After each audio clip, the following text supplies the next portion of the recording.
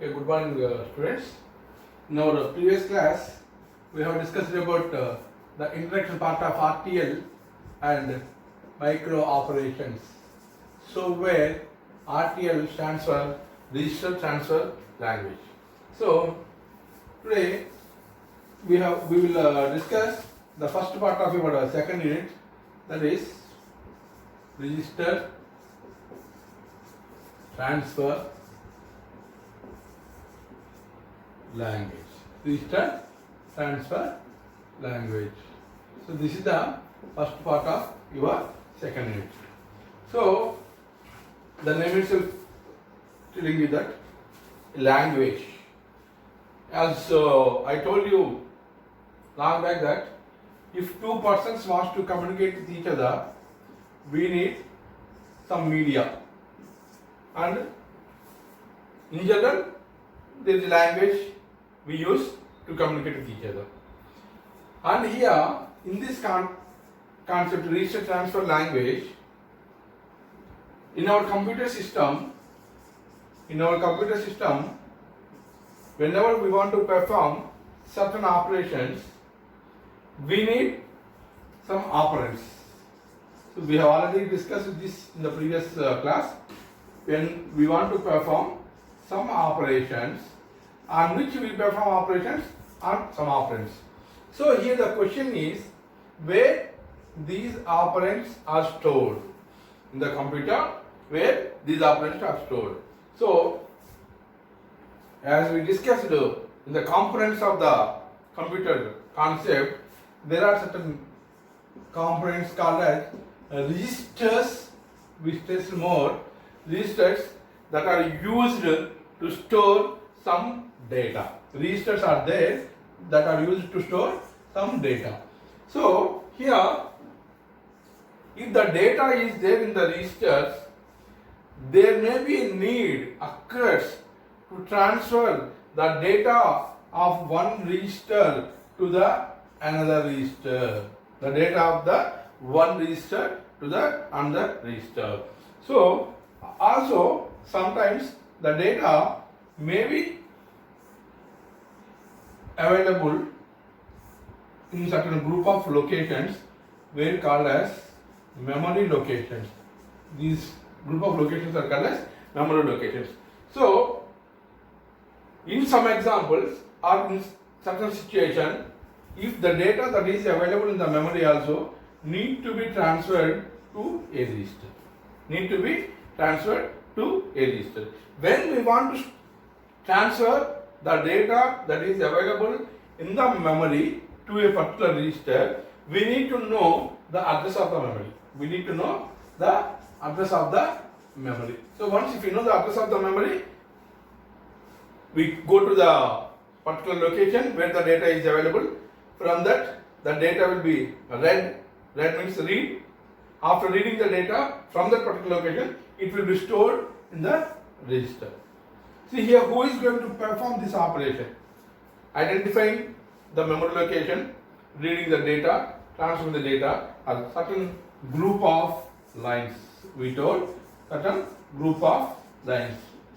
You might have already known the exact definition of group of lines is nothing but a bus.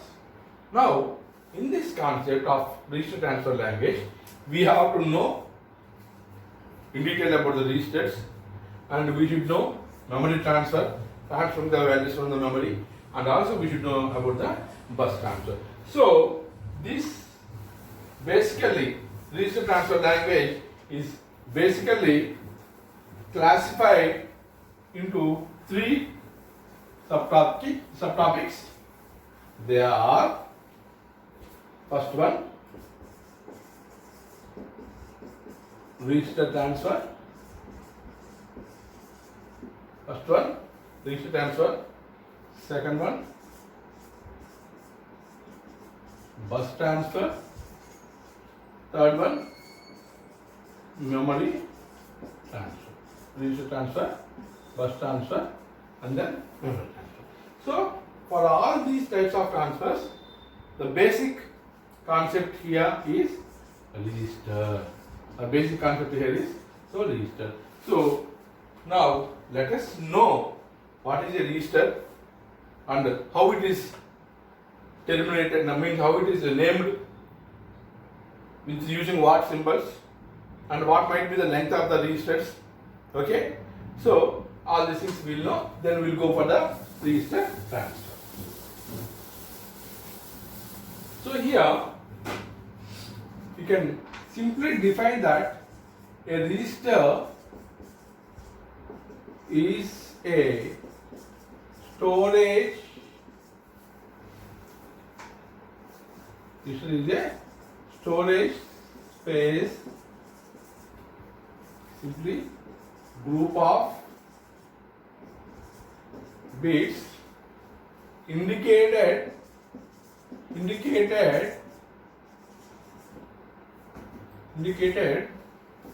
with alphabets plus some numericals. Specific note here is generally these alphabets will be in capital letters. These alphabets will be capital letters. Okay? These are definition of a register. So we can store some data. Yeah. Now what might be the size of the register? Generally, the size of the register starts from 1 bit to n number of bits. 1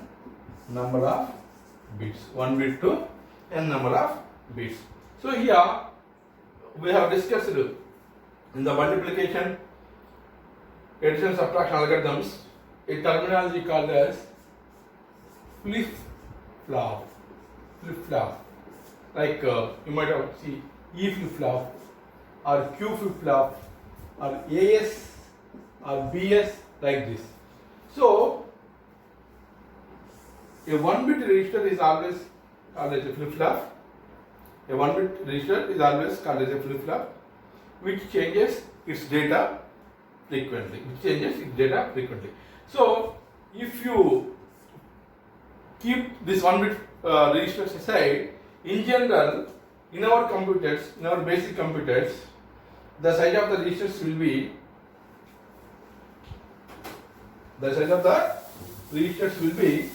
like 4 bits, 8 bits, 16 bits, 32 bits, like this. So I think you know it. 4 bits in our digital language is called as a nibble. 4 bits in our digital language is called as a nibble. 8 bits is called as a byte. 16 bits is called as a word. 32 bits are called as a 2 words, like this. Keep on increases. 64 bits, 128 bit registers will be there. The more the size of the registers in a computer, its capacity of storing, the computer's capacity of storing will be increased. Okay. So, but here, whatever the size of the register, to transfer the data in the register, we need a bus length of the same size. Otherwise, if the bus length is not matching with the size of the register, partial data of the register will be moved by the bus for many times. So, for example, if you have some registers with 16 bits, but our bus length is only 8 bits. This data in a 16-bit register will be transferred 2 times as 2 groups. One first 8 bits, second 8 bits. So, in that situation, when we are going to transfer the 16-bit data stored in a single register with the 8-bit bus length, so we call them as lower order and higher order. Okay. Now, how we will represent the register? We will see. Okay. This is the length of the registers and length of the bus, and how the register will be represented with this,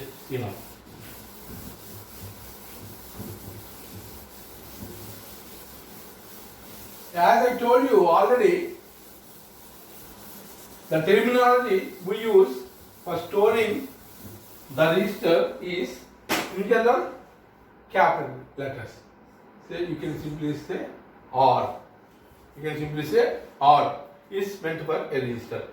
See, you can say M-A-R, M-A-R, where M-A-R stands for memory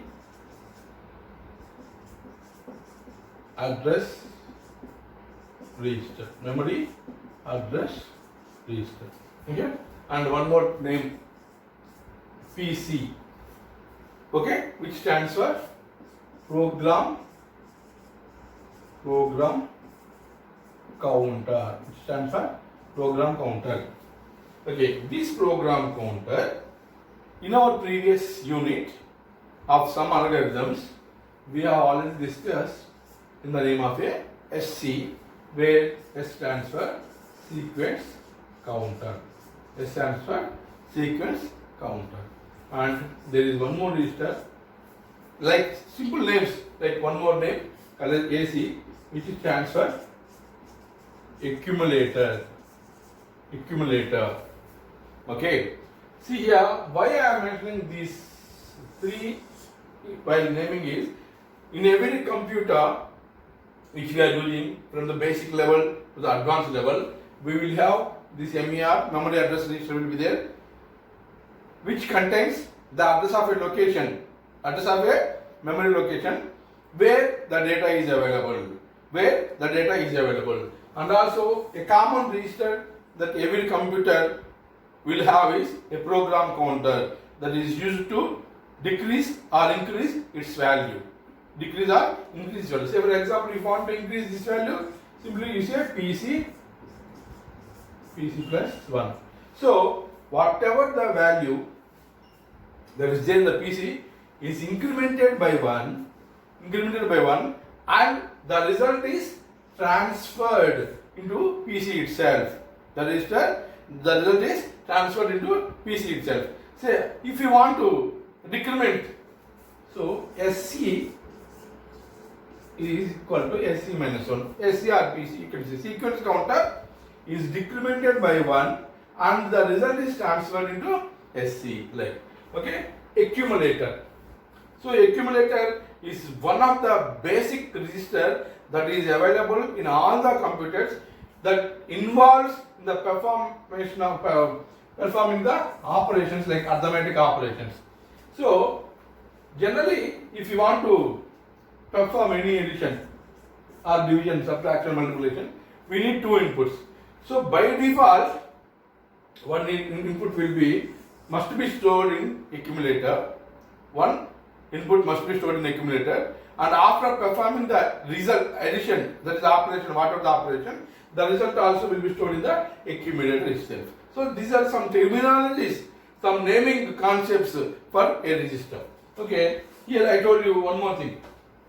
Even we can use numerical values also while naming. So for example, R. If we have n number of registers, what we are going to use, they may be numbered as R1 suffix, here R2, here R3, like this. Okay, so a capital letter with a numerical number combines together called as the name of a register. So if you have a number of registers, you can say R1, R2, R3, R4, R5, R6. This is the concept of naming a register. Now we see what is the length of the registers generally. As we have discussed, the diagrammatic representation of a length register will be like this. So you can say it is R1. So this is one way of representing a register without specifying the length. And if I want to specify exactly the length of the register, we can use this notation 0, 1, 2, 3, 4, 5, 6, 7. So this is one register where its length is 8. Starts from 0 to 7. Starts from 0 to 7. Like this you can represent. So there is, you can say, one more register represented, way of representing R2. Simply you can represent like this. So either you can represent a register in pictorial way, diagrammatic way, like this, where its length is not specified. Length not specified. Okay. If you know the length of a register, you can give a name like here and then write the length of the register like this, 0 to 7. And another way of representing a register is 0 to 15. Means it is a register named as R2 and its length is 16 bits. What, sir, you are writing 15 and you are saying 16. So starts from 0. Starts from 0 to 15.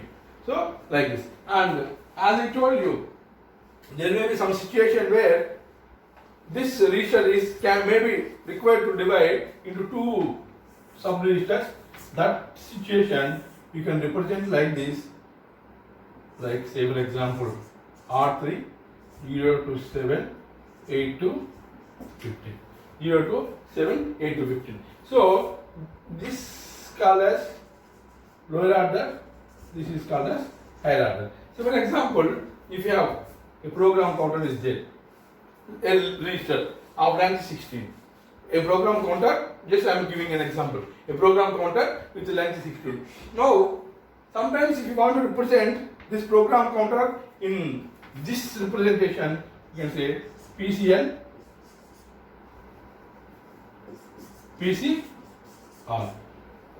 PCH. So PC lower order, PC higher order. So lower order contains 8 bits, higher order contains 8 bits. Total length of a program counter is of 16 bits.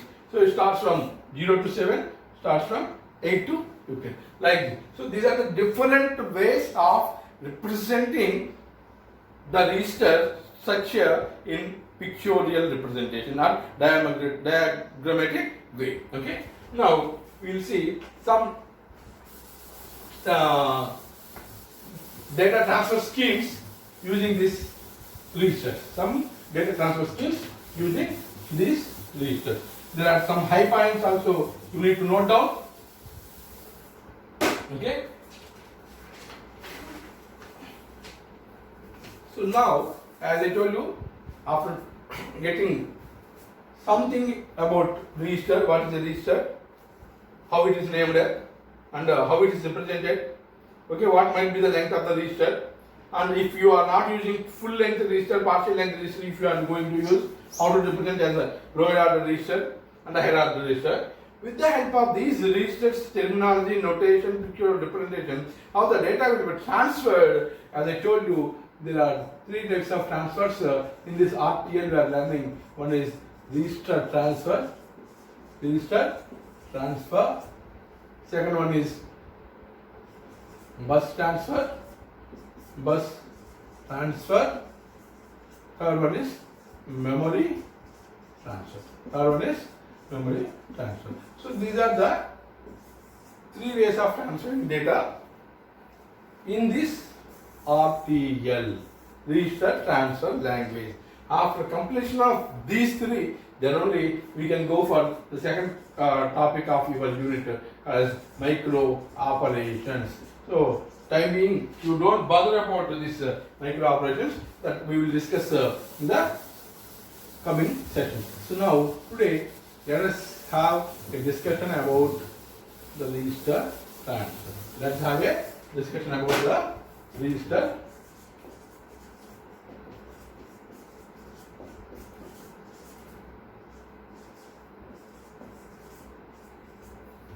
transfer. Okay. Now, as I told you, you take 2 registers R1 and R2. You take 2 registers R1 and R2. If you want to transfer the data of R2 into R1, if you want to transfer the data of R1 into R2, or R2 into R1, you can use like this. You can use like this. And this is one way of transferring the data from register R2 to register R1. So for example, R2 contains 0, 1, 1, 0, 1, 0, 1, 1. This is example data. And if you execute this instruction, okay, this is nothing but, as I told you, micro representation like transfer the value of R2 into R1, or somebody else even elaborate the right value of register R2 into register R1. So the meaning of this is written like this. So generally, if you want to write any program, in this manner, so simple notation R1 arrow symbol R2 need to be represented like this. And if there are such number of instructions in program, how many lines you need to write by using this concept. So to avoid this concept only, we are going to learn the RTL, register transfer languages and micro operations. Okay, so to simplify the program, or to simplify the sequence of steps of your program, we are going to use these notations, nothing but register transfer languages and the micro operation. So at the end of this execution, like of this statement, it stores R1 value will be 0, 1, 1, 0, 1, 0. So whatever is there in R2, that will be copied into R. Like this we can. So here, sometimes in your C language, you might have written some conditional statements. Like if this is satisfies, do this. If P is equal to 0, okay, A is equal to A plus B. That is the issue. This is your C language notation, I think, because every C statement ends with a semicolon like. This concept or this meaning of the statement is represented in our RTL language by using P colon A like this, A plus B like this. So here this is a arithmetic micro operation. As we need to discuss the second part of this register transfer language and micro operations. There are different micro operations, I told you, like arithmetic micro operations, logical micro operations, shift micro operations. Good. So A plus B is one of the arithmetic micro operations. So don't go in depth about it. So its meaning is if P is true, then add value of A to B and store result in A. Store the result in A. So this is the meaning of this single statement. So this is register transfer language and micro operation notation. This is register transfer language and micro transfer or micro operation notation. So I told you as in the beginning of this unit itself, to simplify the programming steps in a meaningful notation, we use this. So the entire meaning will be there in this. Okay? Conditional based. It is a conditional based. If P is equal to true, then here what is P? It's a condition. So that condition, who will tell this condition? So it is nothing but a control signal. Am I correct? It is nothing but a control signal to perform this execution. So if you want to perform this execution, controlling is here. So whether we need to perform this or not will be decided by this P value. So that's why here P is called as a control signal. I told you. Who will generate the control signals? Your control unit. Your control unit. Okay. So after receiving a signal from a control unit, after receiving a signal from your control unit, based on the value of the control signal which is released from this, decided or not decided to execute the operation. Okay. Now a controlling is there, a transfer is there here. One step controlling, second a transfer, third arithmetic operation. Here in this totally 3 instructions are involved. 3 instructions are involved. So based on this condition, this operation will be performed and then data will be transferred. Okay. Now how the pictorial representation of this notation can be, we'll check it out.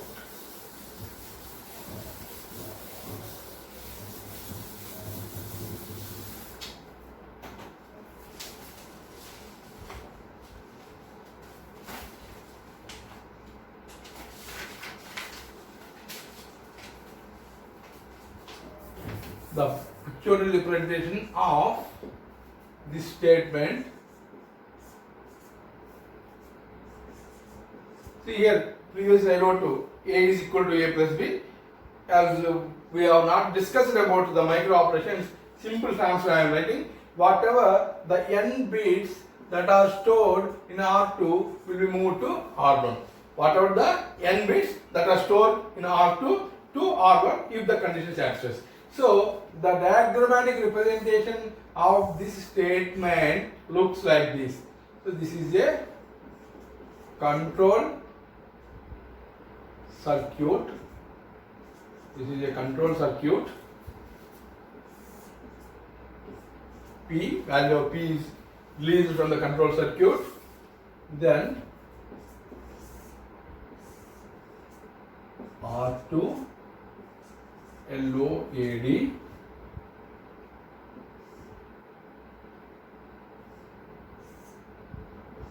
load R2 R1 N. So here a clock signal will be sent, a timing diagram. A clock signal will be, this is the block diagram of the above statement. Block diagram of the above statement. So from this control unit, after receiving the value, that is P, load R2 in R1. Load R2 in R1, but how many bits? Number of bits will be represented like this. N number of bits. That N will be further decided based on the input what we are giving. See, if you are giving 0, 1, 0, 1, only 4 bits. Or somebody 0, 1, 0, 1, 1, 0, 1, it is 8 bits. Remember, always these number of bits will be in 2 power n's. Right? So 2 power n's means 2 power 0 or 2 power 1, 2 power 2 like this. Okay, 2 bits, 4 bits, 8 bits, 16 bits like this. So if I have my input value is 101101, it is only 6 bits. So in the most significant bit side, we will add 2 zeros to make it as a 8-bit data. Okay, after making like this, so that R2 value will be transferred. So here, for each operation, receiving the signal from control unit and loading R2 into R1, there are some clock signals will be generated. Based on the clock signals, the operation will be executed. First clock signal, receiving the data.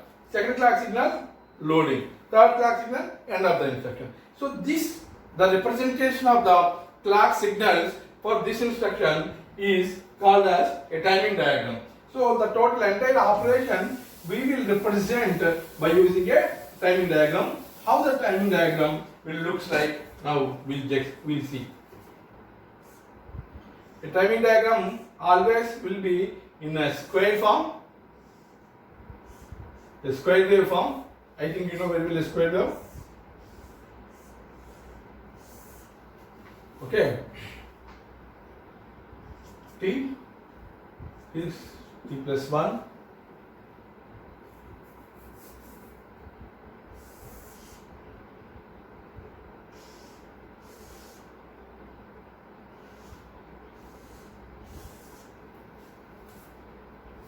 This is clock generated.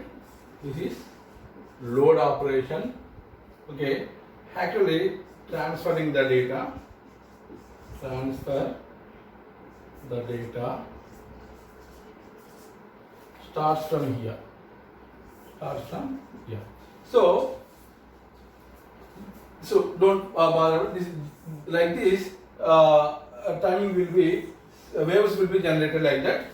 So when we start our instruction from here, in this particular first square wave at time t, first square wave at time t, this part of the instruction will be executed.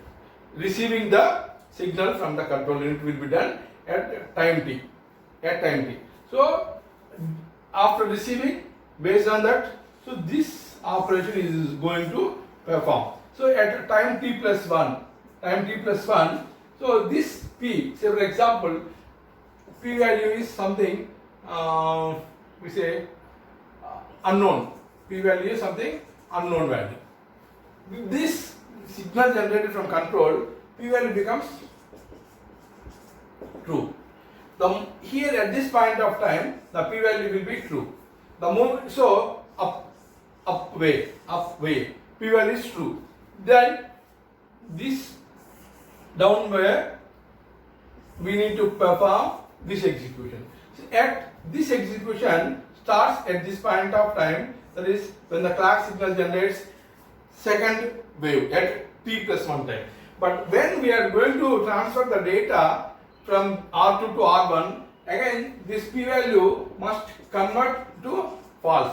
If it is not going to convert false, if it is like true only, so after the execution of this transfer, means transferring the value of R2 in R1, again if this goes like this, at this point of time, say t plus 2, the p value still is true, then again R2 will be loaded into R1. Whatever the R2 value now will be loaded in R1. So that's why to avoid second time loading of the register R2 in R1, so at this point of time, the moment when the load operation is being started here, this p value will be converted to false.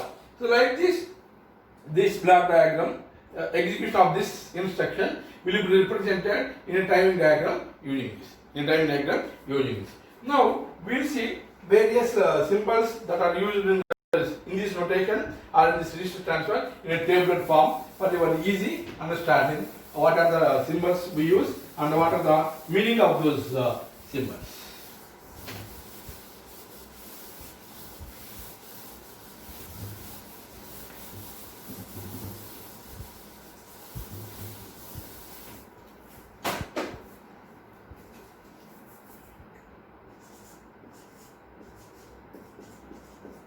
Symbol, its description,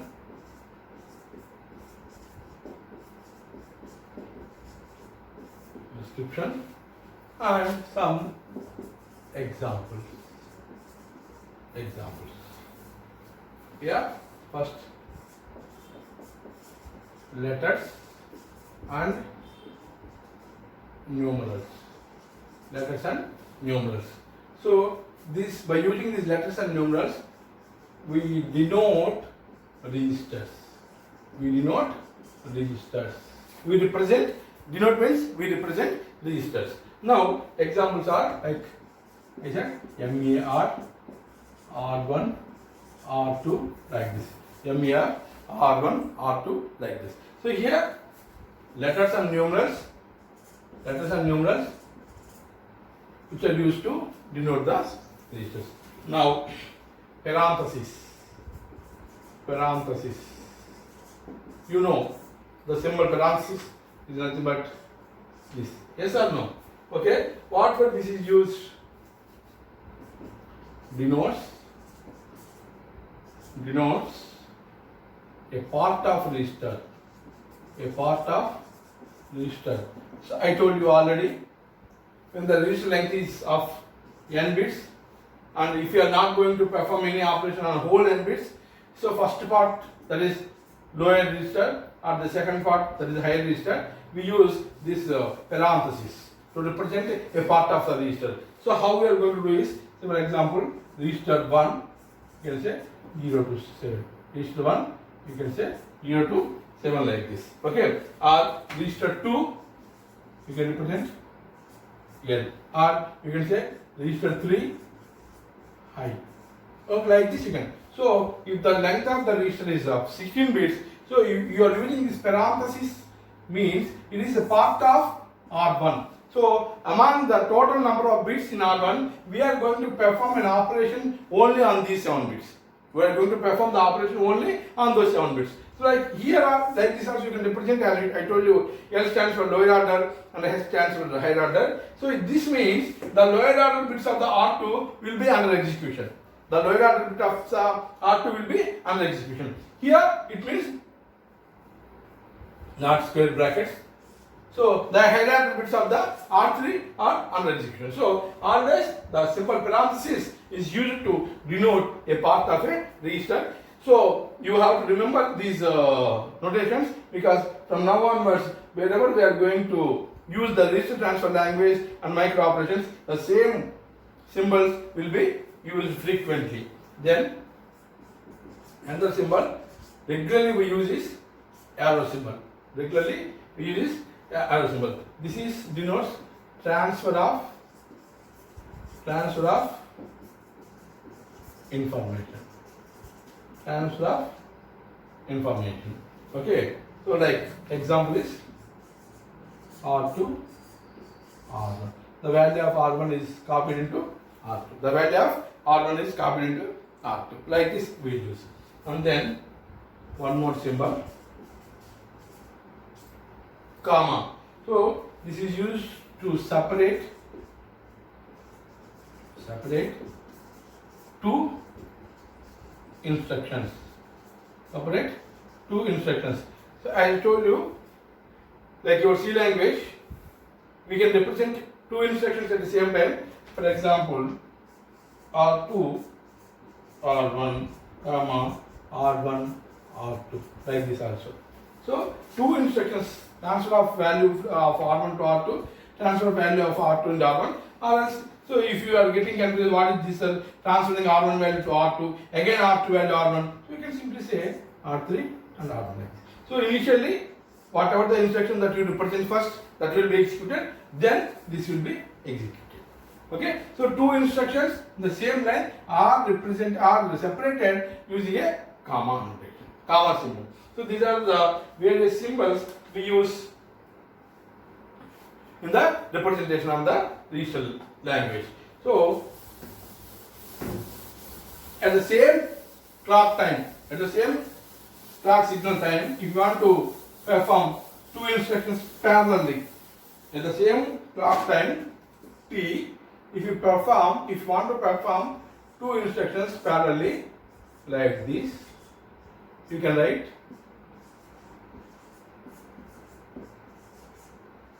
like this.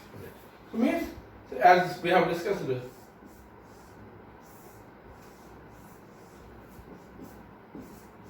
at the same time of T plus 1 time, these two operations will be executed parallelly during this point of time cycle. During this point of cycle. So here the loading operation will be started. So at this point of wave signal, R1 value will be transferred to R2 and R2 value will be transferred to R3 parallelly. These two instructions. So by the end of these two instructions are executed, this 2 becomes to 0. Means come down. So otherwise, if it is not, then this operation keep on will be executing like this.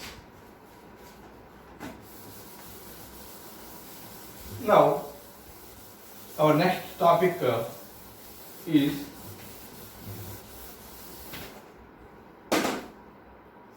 bus transfer. Okay. So this bus transfer we can perform by using two hardware components. One is multiplexers. Bus transfer is performed using multiplexers, and the second component, hardware component called as tri-state buffer. Tri-state buffer. Okay, there are bus means number of lines together. So we need a multiplexer. So I am not going to explain this bus transfer in detail in today's session. Why I have started here is my humble request, or whatever you say, by next session you must know the basic concepts of a multiplexer and a tri-state buffer, because our concern is not to discuss about what is a multiplexer and what is the working state of a multiplexer and what is a tri-state buffer, all those things. So I am just for your notation. So how a multiplexer looks like, I will draw a simple multiplexer symbol here. Okay, you just try to see that multiplexer diagram. Like you can generate termed as marks like this. And this. So here you can say this is input line 1, input line 2, input line 3, input line 4. Or if you start from 0, it will be 1, it will be 2, it will be 3. So there will be n number of input lines, will give only one output. So this is called as 4 by 1 multiplexer. 4 by 1 multiplexer. So, but out of these n number of lines, which line will be activated to check out? That we use two selection lines called as S0 and S1. These two are called as selection lines, two selection lines. So if S0 is 0, 0, then this will be executed. So if it is 0, 1, this will be. If it is 1, 0, this will be. If it is 1 and 1, this will be. This is the brief concept of your multiplexer. Okay. Now a tri-state buffer. Generally, you know that a buffer looks like this. That is used to transfer the data as it is. I think you might have discussed about this buffer. Logic gates like AND gate, OR gate, NOT gate, NOR gate. Like when you discuss about a NOT gate looks like this with a bubble, but without a bubble, if you have, that is called as a buffer gate, simply used to transfer the data. But here, I said tri-state buffer. Tri-state buffer looks like this. Tri-state buffer looks like this. It will have in 3 states, in fact. One is 0 state, second one is 1 state, third state here is high impedance state. That is called as a tri-state buffer. So by next class, I hope you will go through the operational concepts. How this multiplexer operational is working concepts of the multiplexer and tri-state buffer in detail. That will be useful for our bus transfer concept. So now once again, as most of the students are missing out my previous classes, I am once again informing you to that my notes is uploaded in your Google Drive. First unit, part 1, part 2, 2 parts are uploaded in Google Drive. You can go through the Google Drives and you can download the notes. And still, if you require the PPTs I have not posted because already might have downloaded. Even if you want the PPTs, for those PPTs initial days, first part bus structure also, those PPTs I will post. Now these are not PPTs, directly I am like giving you a lecture using your video recording. Okay, that notes along with that entire full syllabus is uploaded, and important questions of unit 1 also posted. So this I am repeatedly telling you people based on the instructions of our HOD sir to tell this repeatedly. So all of you are requested to go through the drive to download the important questions And from now onwards, whatever the assignments we give, those assignments also will be communicated to you through Drive only. So thank you one and all for listening my notes, my lecture.